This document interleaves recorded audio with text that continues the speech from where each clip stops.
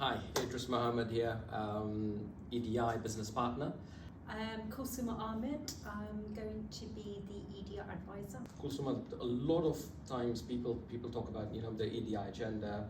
They talk about inclusion, they talk about belongingness, they talk about culture. How would you define EDI? So for me, I think EDI means being accepted for who I am, regardless of my background, my gender, where I've come from, status-wise as well.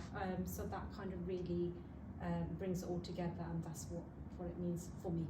As an educator, as a researcher by background, what I've seen is people define EDI in their own sort of sense. Like, for example, a lot of people turn around and say diversity is a fact, inclusion is an act, and belongingness is an impact.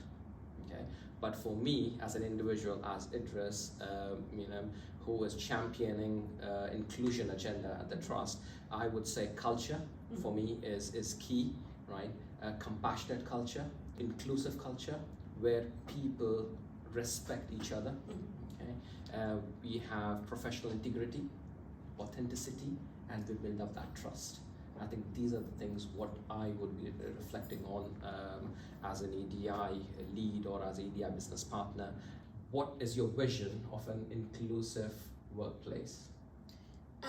So for me, it's a place, a work environment where I can, my ideas are valued, what I bring to the table is valued as well, my work style is valued, and I don't need to conform to, I can be myself, I can be as unique as I want to be, Okay. and I can be myself at work. Okay.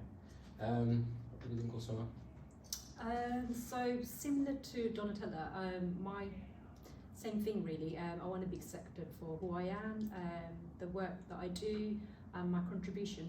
For me, I'm dyslexic, so I would expect my employer to understand where I'm coming from. That support. So inclusive workplace would be people who are compassionate, right? People who are in a way caring. So we were talking about belongingness, as I said earlier. A lot of people say yes, inclusion, yes, it's an agenda, but belongingness is key. We need to reflect on belongingness, right? I need to be valued, right? If you need to, like NHS People Plan, it talks a lot about belongingness, right? If we start reflecting on it. So your agenda, if you look at belongingness at work culture, what do you think? I would want to feel included in the team. So for example, if there's any events going on, or if there's like a meeting, where I guess I would feel like I want to be included, so I will feel part of that team. So it's not just going to meetings or events, it's more round about, I don't know if there's things going on around culture stuff, or anything like that, that's just make me feel really welcome as being part of the team.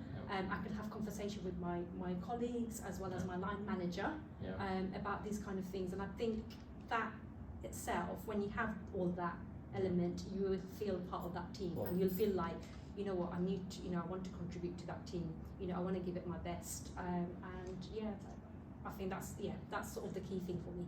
I think a lot of times it's about the culture, isn't it? There's a whole statement on why people leave jobs. It's not, they don't leave the companies, they leave the bosses. So it's all about coming down to compassionate leadership. Again, the way you were earlier talking about culture, understanding that culture, those nuances I think matters a lot. Like, for example, I'm lucky because the first thing when I came in last year, the first thing I asked was, would I get time off for Friday prayers? Because that is my identity.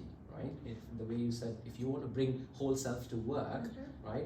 Are your management working on it? Like, for example, I love the idea that I said something to Thomas, and Thomas emails me back saying, I've looked at it, so he knows, he appreciates that I'm neurodiverse, and he's supportive, right? He knows that, not to put meetings on Friday afternoons because I'll be at the prayers, So I think that is, in a way, for me, that's again workplace adjustments, right?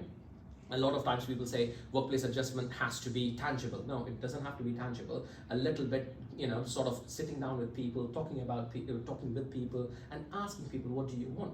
And I think it's about don't assume kind of thing, isn't it? Ask, don't assume. So I think this is what well, I would link that back to belongingness. And I think it's very important for managers as well to be very flexible.